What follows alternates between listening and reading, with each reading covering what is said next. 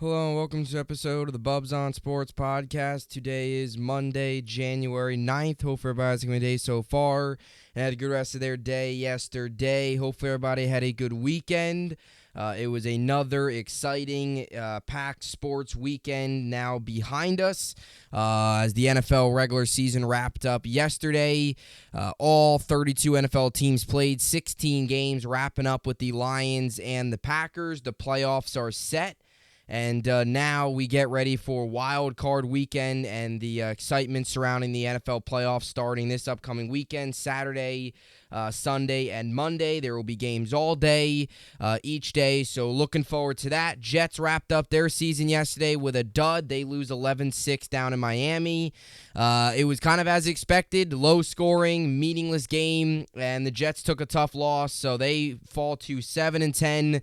They end the year on a 6-game losing streak, and now we go into the offseason with, again, more questions and answers, and we're going to have to figure something out. The quarterback, there's questions surrounding the offensive coordinator, a lot of things that the New York Jets are going to have to do this offseason, and they're going to have to get things straightened out because next year the bottom line is this. It's playoffs or bust. If the Jets are not a playoff team next year, you got to start over and blow up this staff and restart, and that's just how it is. So, a tough year for the Jets after what looks so promising at 6-3 going to the bye week, coming off of a massive win against the Bills. You know, you lose against New England, but then you bounce back against the Bears with the Mike White game against Chicago, Mike White game 2.0, I guess if you want to call it. And then after that, you lost to the Vikings, you lose to the Bills, you lose to the Lions, lose to the Jaguars, lose to the Seahawks, and then yesterday you lose again to the Dolphins. So a tough loss. Kentucky also took a loss over the weekend. Nets got the win yesterday, but Kevin Durant gets hurt. He's out 2 weeks, so he'll be reevaluated in 2 weeks, I should say. He'll be reevaluated in 2 weeks. So he's out at least 2 weeks. He will then be reevaluated. Hopefully, it's only 2 weeks. Hopefully, it's not something that he gets reevaluated and he's out another 2 weeks, which should turn into a month. It's tough because this time last year, it was a very similar situation. I believe he got hurt January 15th last year. This year, he got hurt last night, January 8th. It was a very good win by the Nets. 102-101. Royce O'Neal with the game-winning putback. Really good win, especially with Kevin Durant leaving. It was a tough blow for the team to, step up on the road and get a comeback win like that. That was a tough, gritty performance. They get 3 days off, and then you get a big game on Thursday against Boston. It's unfortunate KD's out, but this Net team's just got to find a way to stay afloat over the course of these next 2 weeks. Find a way to stay afloat. You can't lose 5 straight games these next 2 weeks. You just can't do that.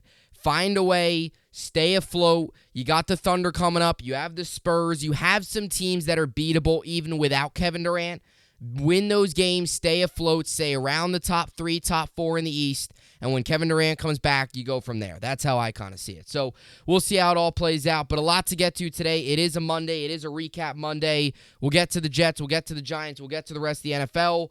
We'll wrap up the fantasy football season, give you some of the guys that played well, and, wrap up the 2022-2023 NFL regular season. Crazy it's already over.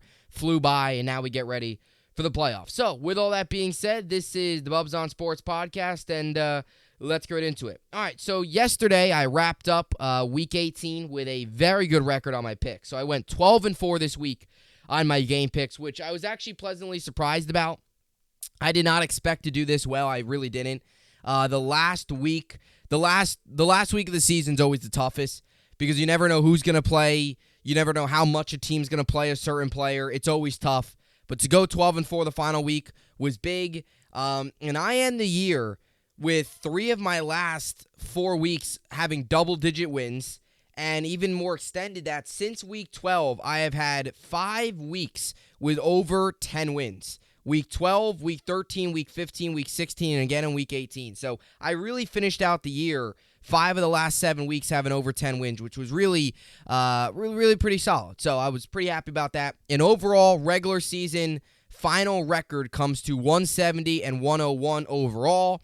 And now we get ready for the postseason. There will be 6 games on this weekend, and then 4 games on in the divisional round, 2 games obviously in the championship. And then we all finish it off with the Super Bowl, which I've incorrectly predicted the Super Bowl the last 2 seasons. I picked the Super Bowl incorrect the last 2 years. I took the Chiefs over the Bucks back in 2020, and in last season, or 2021, then last year, I took the Bengals over the Rams. So this year, hoping to snap that streak. Because the 3 years ago, I did pick the Chiefs over the Niners. I did do that, and the Chiefs won. The next year, I picked the Chiefs over Buccaneers, was wrong. Last year, took the Bengals over the Rams, was wrong. So this year, hoping to get the Super Bowl pick correct, which I guess at the end of it all is the only thing that really matters, the biggest game of the season. All right, so 170, 101 overall, and now we go into the postseason.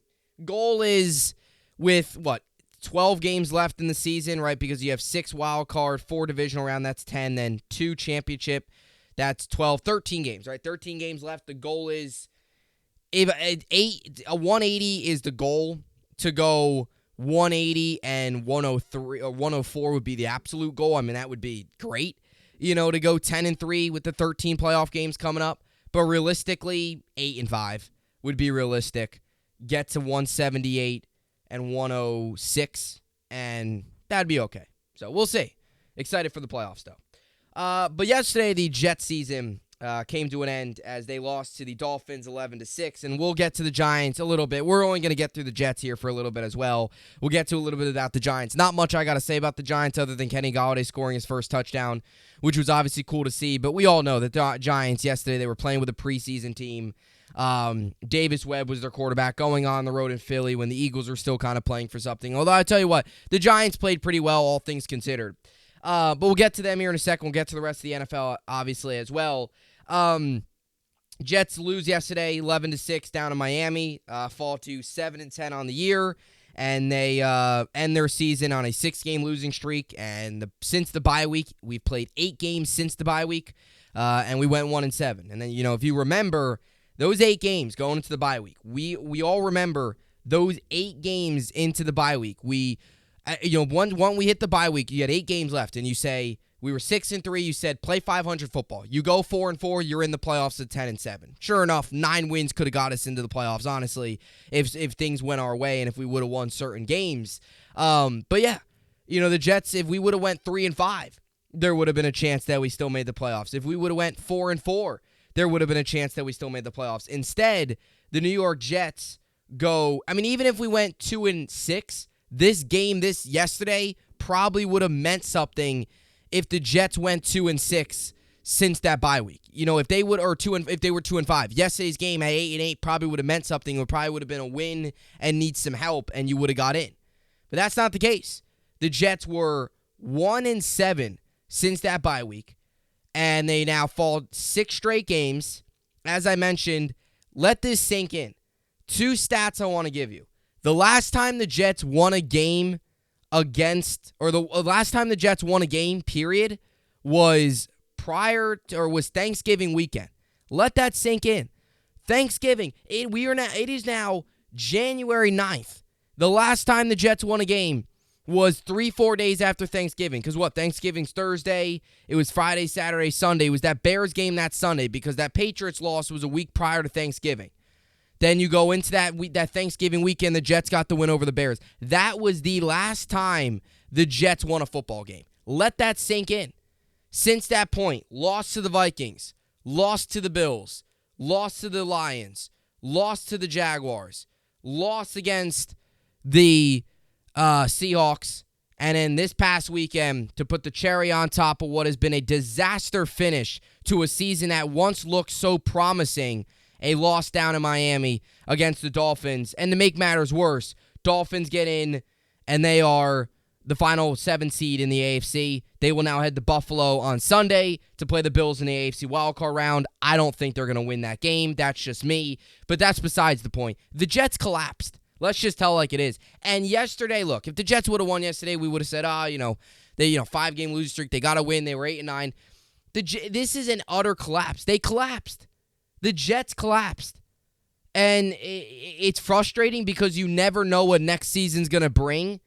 The offense has been dreadful. And the other stat I want to give you as well, the Jets haven't scored a touchdown since a week before Christmas.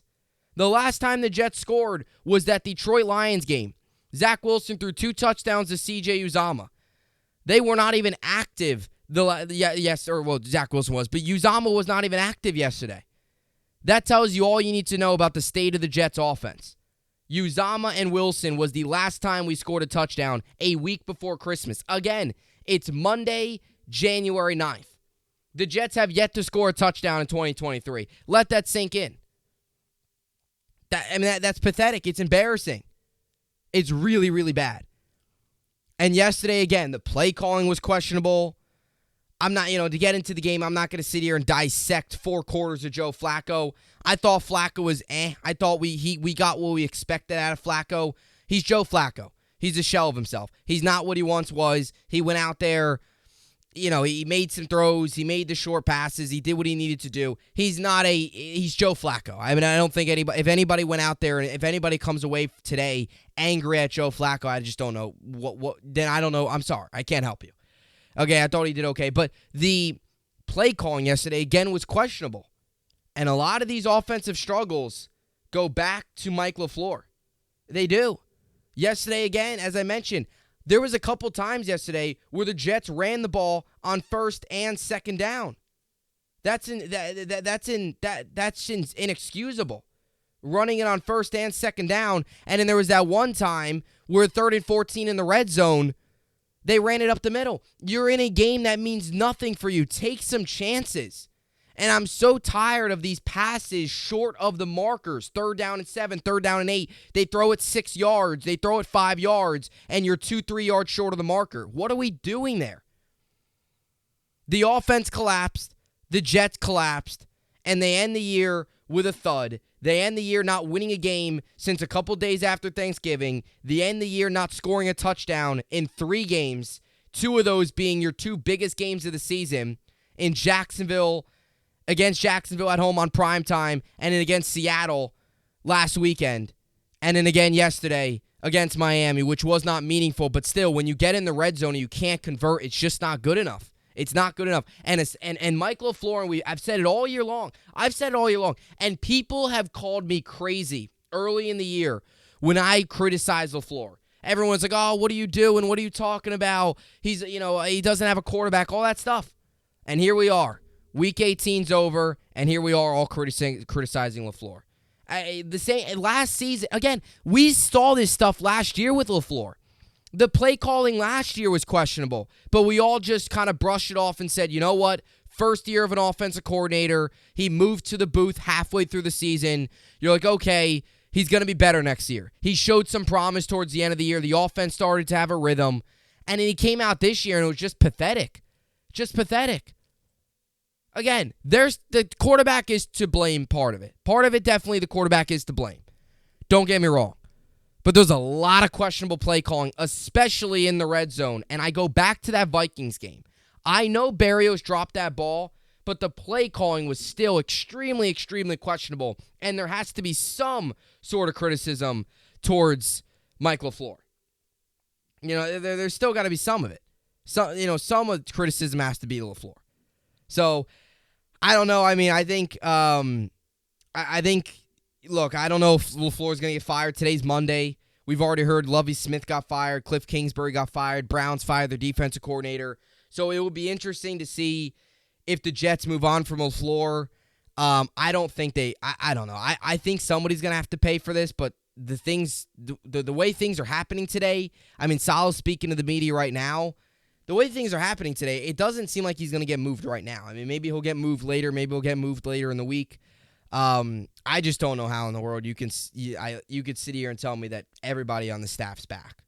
You can't, right? I don't know. Maybe that's just me, but we'll see. So Jets lose 11-6. Not good enough on offense. Collapse. And, yeah. And now you head into an offseason again.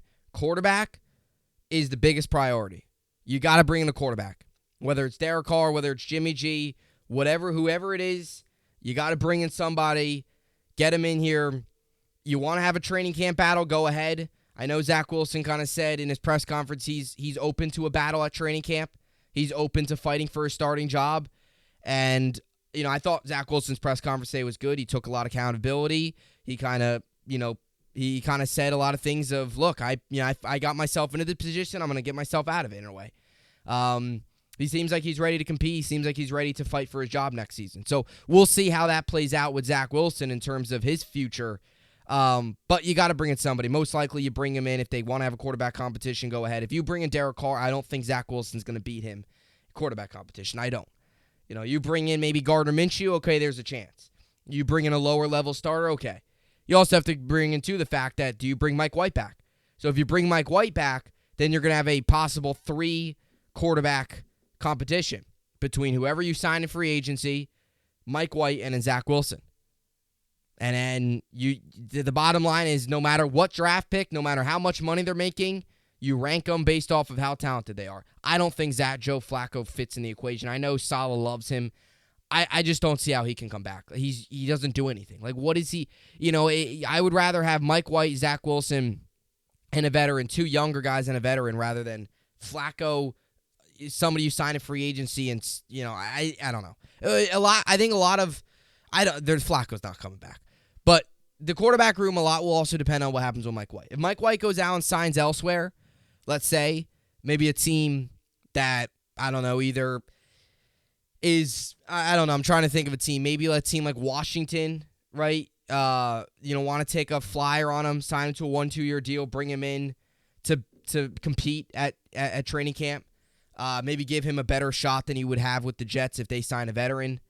A team like Carolina, maybe with Mike White, could they sign? I mean, I know Darnold played well, but how will that play out, especially if they bring in a new coach? I know Steve Wilkes did a great job, but if they go hire somebody else, how does Darnold fit into the equation there? There's definitely a couple teams. I think the Colts are going to go draft a quarterback. I think the Texans are going to draft a quarterback, although they blew the number 1 pick. A lot of teams will draft a quarterback, I think. There would definitely be some, but there's definitely some other teams out there that maybe not have the best draft positions, like Washington. Washington has the Jets have the 13th overall pick. Washington has the 16th pick. So not really in a range for a quarterback. They have Sam Howell. They have Heineke.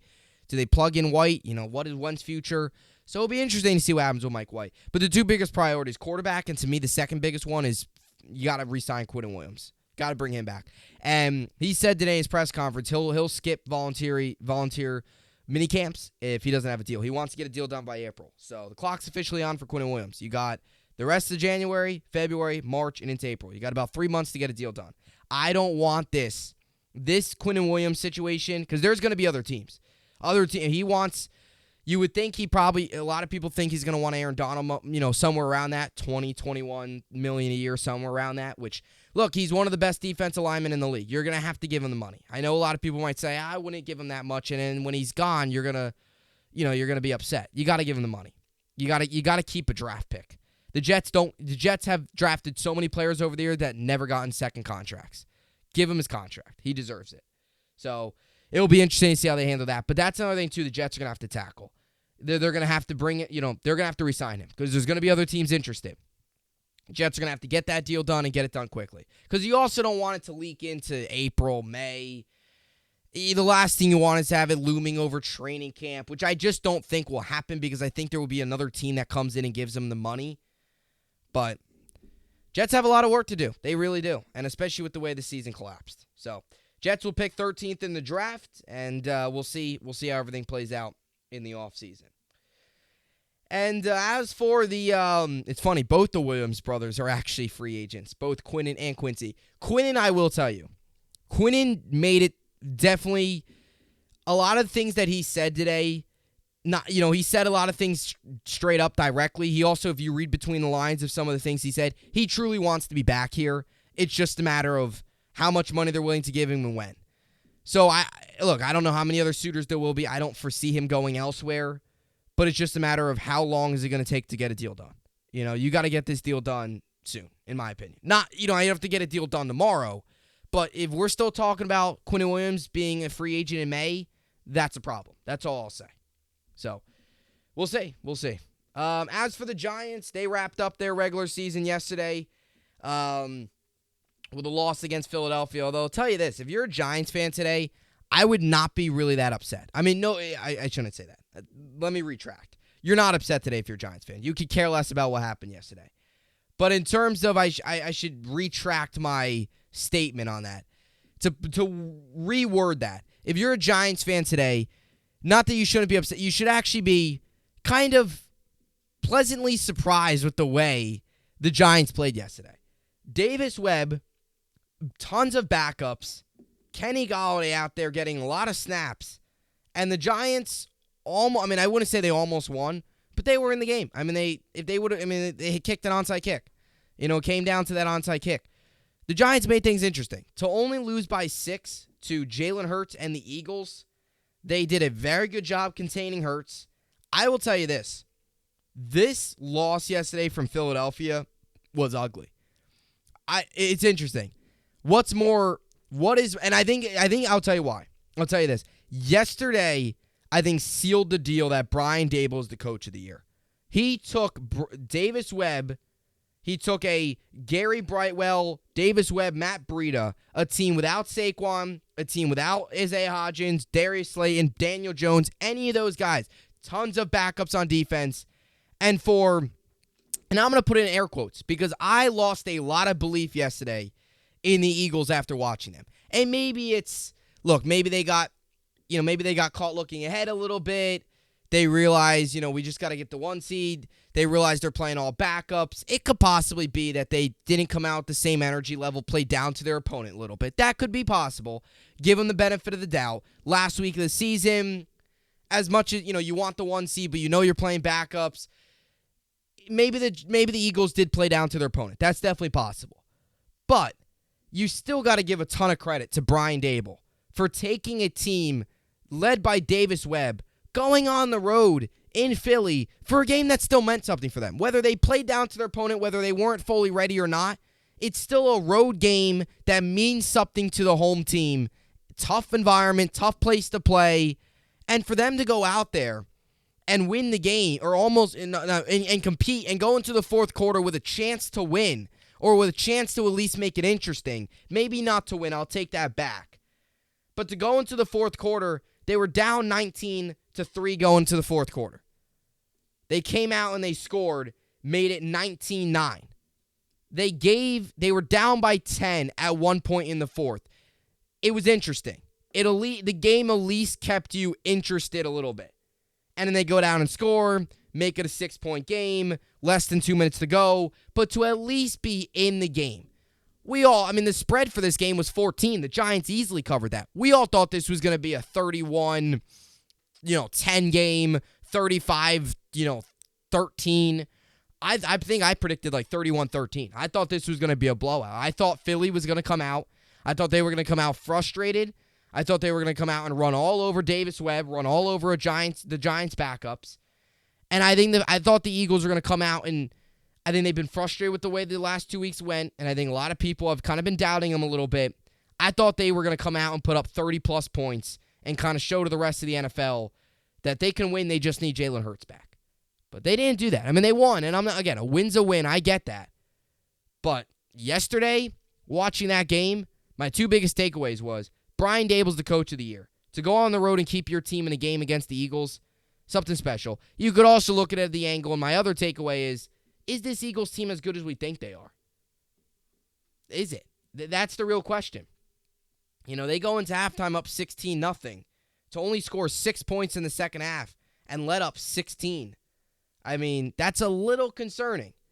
The fact that you had to recover an onside kick at the end of the game. Again, I get a win's a win, but I don't know. I've stood by this. And look, I'm not trying to spoil my game picks or anything. I think the Niners are the best team in the NFC. I believe that. And to be honest with you, the rest of the NFC to me is an unknown, especially watching yesterday. I would probably put the Eagles number 2, but after that, it's really an unknown. What are the Vikings? Let's be honest here. The Giants, I think, have a very good chance of beating the Vikings this weekend. What in the world are the Dallas Cowboys?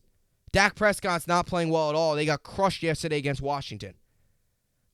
Tampa, there's that part of you that say they're not well coached, that Brady's not the same. But then there's games like he has against Carolina where him and Mike Evans get on the same page and Brady could go out there and throw for 400 yards. He's Tom Brady. If you have Tom Brady on your team, you're going to have a fighting chance in the playoffs. Seattle, they got to play Tennessee, or they got to play, not Tennessee, San Francisco, which is a tough matchup. But it's Geno Smith, Pete Carroll. What do you expect from that? The NFC is very interesting. Very interesting. It really is. And yesterday got a whole lot more interesting watching that game. You really don't know what you're going to get. You really don't know outside of the Niners. And I guess if you want to say the Eagles, But after watching again yesterday, I don't know how I feel about the Eagles. Outside of the Niners, you can make the argument that all the next 6 teams could either play really well in the playoffs or really bad. You really can make the argument. I mean, the Vikings, again, I get wins are wins, and at the end of the day, it doesn't matter how you get a win, it's a win. And I've said that all the time on this show. I don't like when people, which I'm kind of doing right now, but it's more out of just genuine, just kind of wondering, what is this Eagles team against backups? That's the most concerning part. I don't like when people say, you barely won, you only won by this or you only won by that. But this scenario is a little different because it is the Giants' backups. If Daniel Jones and them were out there and the Eagles only won by 6, I wouldn't be surprised because the Giants have played very well this season. They're a 9-win team, right? And if they played Daniel Jones yesterday and they played their starters, there's a good chance they're a 10-win team right now. Smart that they didn't. I agree with the decision. But yeah, so the Niners, it's interesting. You don't know what you're going to get out of the Bucks. You don't know what you're going to get out of the Eagles. You really don't know. The Giants are one of those teams that I feel like they can beat the Vikings this weekend. And they would most likely, if Seattle loses to San Francisco, which most likely would happen, they would then play the Eagles because they would be the lowest remaining seed. They would get the Eagles, who are the number 1 seed. Niners would get the next remaining lowest seed, which would be the winner of that Buccaneers-Cowboys game. So that's where it comes into play for me. Is if the Giants beat the Vikings, is it crazy to say they only lost by 6 with their backups against the Eagles on the road? Is it crazy to say they can go on the road and beat Philly after yesterday? I'm not saying the Giants are going to win a Super Bowl, but things are interesting in the AFC or NFC. AFC is a lot of AFC, Chiefs, Bills, Bengals. You know what you're getting. Chargers are really good. We know what the Ravens can do with Lamar. We'll see if they have him. Dolphins, I think, are the worst team in the AFC right now. I don't think the Dolphins are going to do anything. Jacksonville is a sleeper team. I think Jacksonville could be one of those teams. They get a home playoff game. They play the Chargers. Jacksonville, I believe, could be almost like the Bengals of last season. Again, I'm not saying they could be. That's what I'm saying. They could maybe be that team that, I'm not saying so much will go to Super Bowl, but they could maybe knock off the Chargers, go on the road and knock off another team. Maybe go up to Buffalo or go up to Cincinnati and beat the Bengals and make a little run. I wouldn't be shocked. I would be shocked if they beat the Bengals because I think the Bengals are. I think my early pick, not my early pick. If I had to just go right now off the top of my head, my Super Bowl pick, it's the Bengals-Niners. That's my Super Bowl pick. I don't think anybody's stopping the Bengals in the AFC. I don't. I think it's going to be the Bengals-Niners. And if I had to choose like a secondary matchup, it would probably be, this is the tough part. I don't even know who else I would choose in the NFC. I really don't. It'd probably be the Eagles and probably Kansas City, in my opinion. And if I had to go like a third matchup, if Dak can get right and he can limit the turnovers, I would probably go Cowboys in the NFC. And I would then probably go, call me crazy, probably Buffalo. And then fourth would probably be like Jacksonville, and I'd probably go Tampa. I like the Vikings. Maybe Vikings. Maybe, I don't even know. It's so interesting. But my number 1 Super Bowl matchup, like the most likely, Bengals-Niners, in my opinion. That's my opinion. But we'll see. A lot can happen. So, should be a lot of fun. The other games over the weekend, Seahawks over the Rams. I'm calling it right now. The Lions, hot take. Again, a lot can happen this offseason. But right off the top of my head, I'm going to sit here and tell you, and a lot could change. I'm just saying this right now. When I do, in the summer, when we're talking about, training camp and all that stuff, a lot can happen. But right now, this time next season, I would not be shocked if the Lions are a top 3 seed in the NFC. I would not be shocked. I would also not be shocked if they win the NFC South next year. Right now, I can make the strong argument the Lions are going to win the NFC South next year. Or the NFC North. I'm sorry, not the South. The NFC North. Look, they beat the Packers, went on the road and beat them. They beat the Vikings. This Lions team's well coached. They believe in Dan Campbell. And I wanted to see the Rams win yesterday. I wanted to see the Lions in. I was going to root for the Lions. I was all in on the Lions. I was going to root for them. I was going to, hope that they were going to win. It's unfortunate. They're a fun team to watch. They're just a tough, gritty, good group of players, mixed between some young guys, some veteran guys, not a ton of big names, but guys to just get it done, well coached. They're a good team. They really are. And they got a bright future. The Lions next season could be one of those teams that could be one of those 11, 12 win teams. They really could be.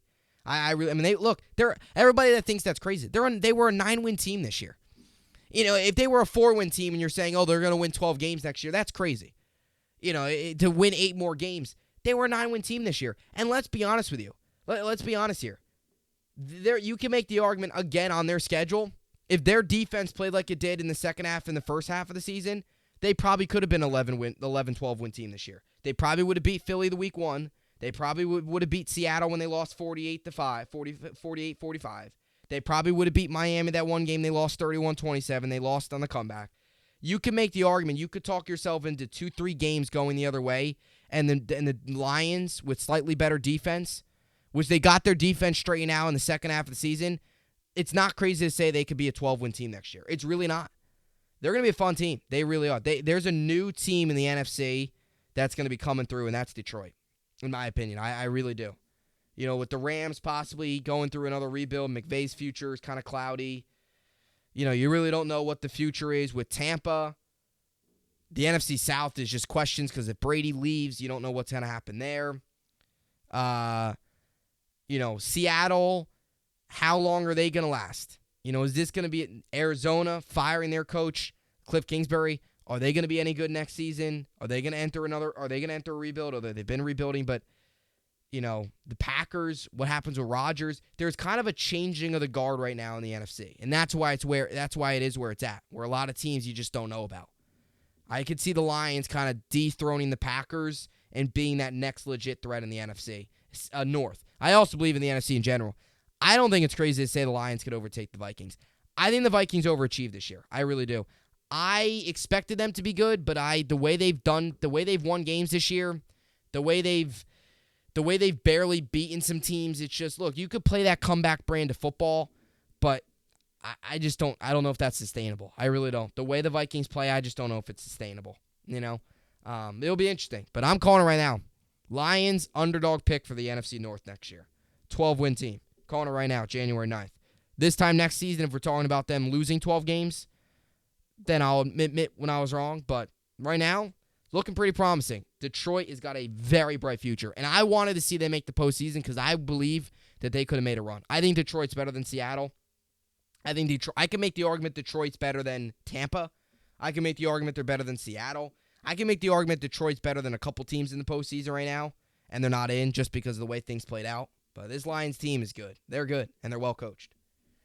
Broncos over the Chargers, I got to admit. Russell Wilson played well. Let Russ cook.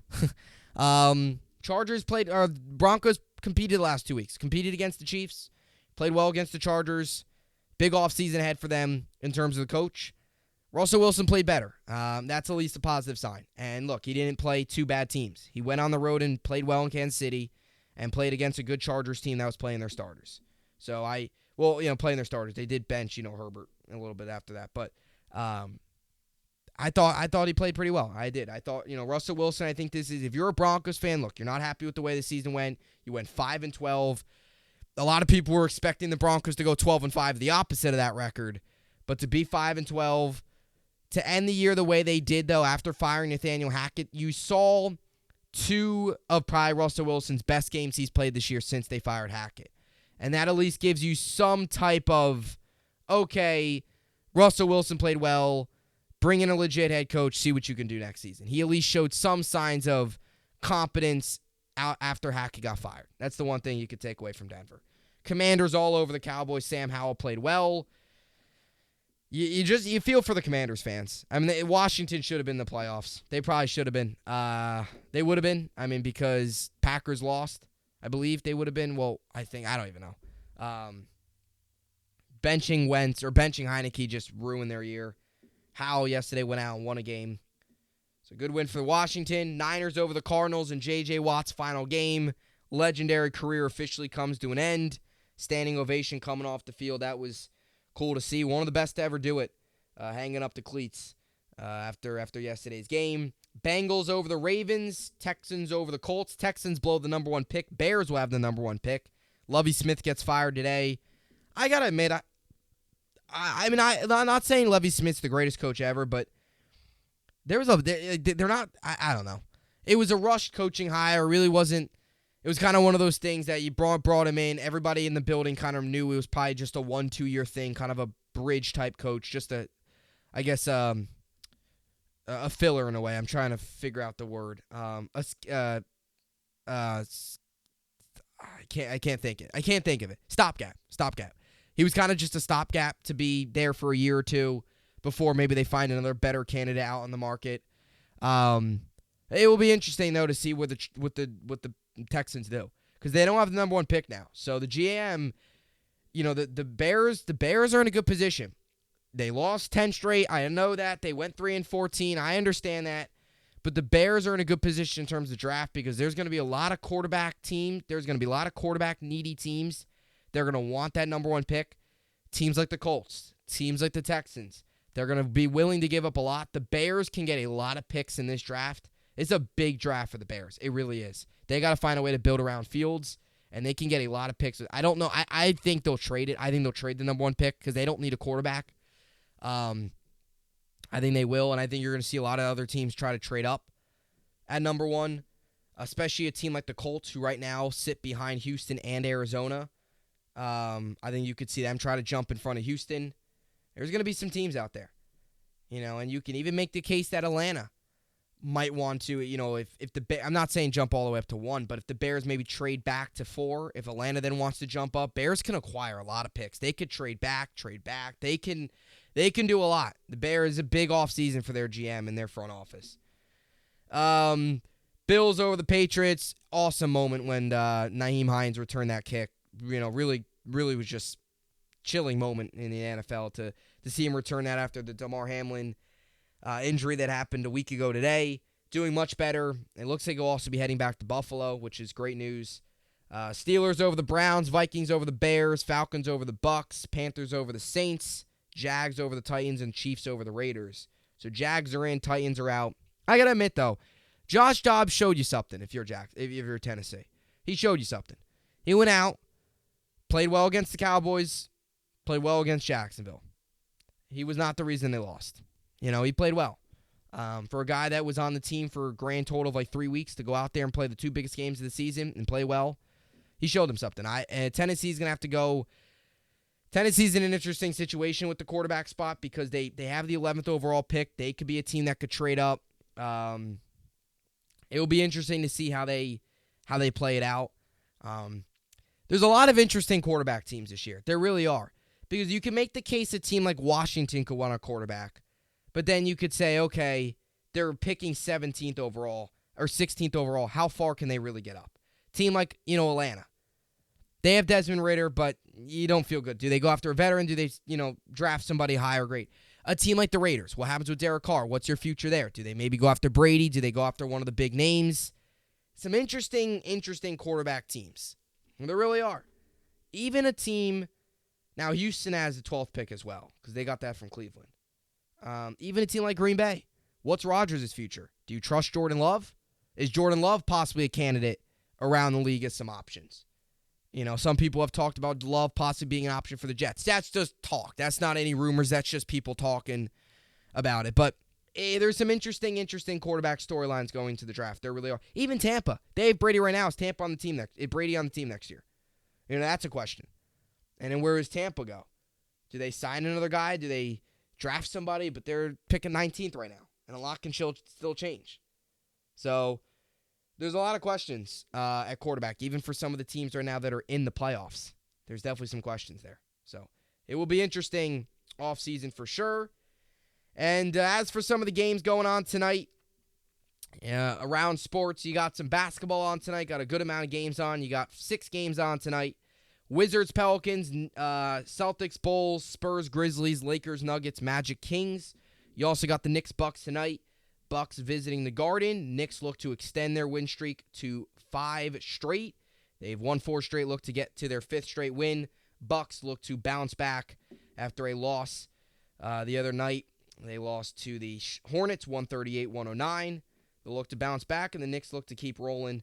And as for hockey tonight, you got 4 games on. You got the Sabres, Flyers, Kraken, Canadians, Predators, Senators, Oilers, Kings. And as for college basketball, no games tonight in the AP Top 25. You do have some games on, but none in the AP Top 25. Really, really, really bad performance from Kentucky on Saturday. I mean, probably the worst performance I've seen in a very long time against Bama. They get crushed 78-52. It was embarrassing. You start to really get concerns about Cal. You start to get concerns about this team. They're in a tough spot. They really are. And right now, they do not look like a March Madness team. They don't. They either look like a team just on the outside or an NIT team. They do not look like a March Madness team. To be 15 games in and already lose 5 games. I mean, Kentucky, you're talking about a team that some people thought might lose 6 games all year, to lose 5 already. And that, the way they've lost them too. I mean, it's not, they're losing games against some really good teams. If they want to build up the resume for March Madness, they're going to have to beat good teams. They lost to Missouri. They already lost to UCLA. They lost to Gonzaga. Now they lose to Bama. So it's tough, and they're beating the bad teams. Now, they did beat LSU, but let's just tell it like it is. LSU's unranked. LSU's not a ranked team. So they don't really have any big wins right now. They don't. It's tough, but we'll see. We'll see how it all plays out. It's definitely interesting. It would definitely be interesting to see what Kentucky does. This game coming up, though, South Carolina, you got to get the job done there. South Carolina's not good. You got to get the job done there. And you got a big game next weekend, again, on the road in Tennessee against the Volunteers. You got to win that. You got to find a way to win that game. They need a marquee win. Because you can't keep losing games. You can't, beat a bad team, lose to a good team. Beat a bad team, lose to a good team. You just can't let that happen. So we'll see. Should be a interesting next couple weeks for Kentucky. Nets day off. They'll have 3 days off tonight. Today, tomorrow, Wednesday. They'll be back on Thursday against the Celtics. So KD's out. He'll be reevaluated in 2 weeks. So the Nets, they get Boston, which I'm super upset that KD won't be out there for that game. That game's big. That's a big game. So they'll get Boston on Thursday, and then they'll get Boston. Now Boston is on a second half of a back-to-back in that game. They play the Pelicans the night before at home, so they have to travel. Not that it's far, Boston to New York, but they'll have to travel. So maybe you get Boston benching some of their starters on that Thursday night game, second half of back-to-back. But then your next couple games are the Spurs, or it's the Thunder, Spurs, and then Suns, Jazz, Warriors. That would take you up until January 22nd. So a week is what? January 16th? 22nd would be about 2 weeks. So your 2-week period, your 6 games without Kevin Durant, at least 6. You can probably add that game against the Sixers, although hopefully he's back by then, but you could maybe add that game to the list as well. 5 of them are on the road. It's a West Coast trip, so you'll miss KD for the West Coast trip. You get 2 at home, and then it's the Spurs, Suns, Jazz, Warriors. That takes you up until Sunday. That's exactly 2 weeks from the injury. So I don't know. It'll be interesting to see how it plays out. Look, the Nets are coming off of a tough stretch. Okay, they are. They've won. Obviously, they won all the games, but they coming off of a stretch in which they played the Warriors, the Bucks, the Cavs, 3 straight games. Then they played the Hawks. Then they played the Bulls. Then they played the Pelicans. They played the Heat again. They played a couple really good. I know the Bulls aren't very good, but they played a couple good teams. And the Bulls are on the outside looking in. They also played a good Heat team on the road. They played the Pelicans and the Heat back-to-back on the road. So they also played the Cavs on the road. So they played some good teams, and they beat them. So they're coming off of a tough part in their schedule. Now, you get Boston, who's tough, but you get them on the second half of back-to-back. Thunder, Spurs, Suns, Jazz. Suns right now, 8 seed. Jazz are a 12 seed. Jazz, the magic from the start of the season has ran out. And then you get the Warriors, who could be back, who could get Curry back at that point. Which, if that's the case, that's a tough game. And after that, you get the Sixers. And then you come back home for 3 games, which would be the Pistons, Knicks, Lakers. So let's just say KD misses that entire West Coast, which he will. I mean, you should be able to beat the Thunder without KD. You should be able to beat the Spurs. You should beat the Jazz. Those are 3 games. Celtics, a lot depends on. You should be able to beat the Suns. The Suns are not having a good year. So that's 4 wins. Again, it's 8 games.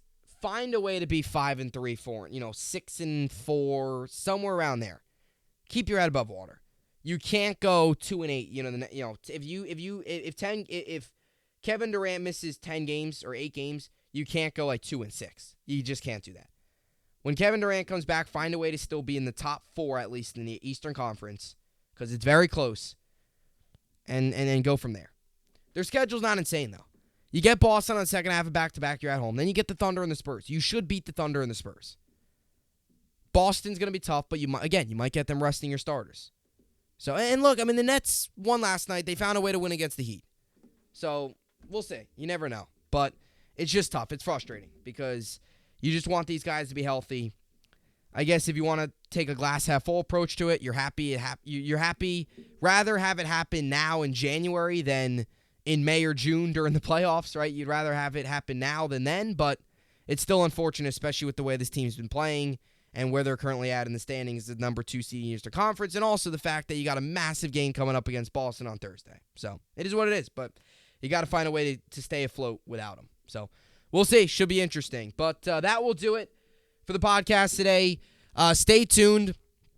Got a lot more content coming. Little bit here. I'll have my Jets season recap video up on my podcast, Jets podcast, In the Trench with Gang Green. So stay tuned for that. I'll be recapping the entire year, going through the schedule, going through it all, really. Going through it all. And so stay tuned for that. By the way, one more thing on fantasy football. So I finished last in one of my leagues. So one of my leagues I finished in last.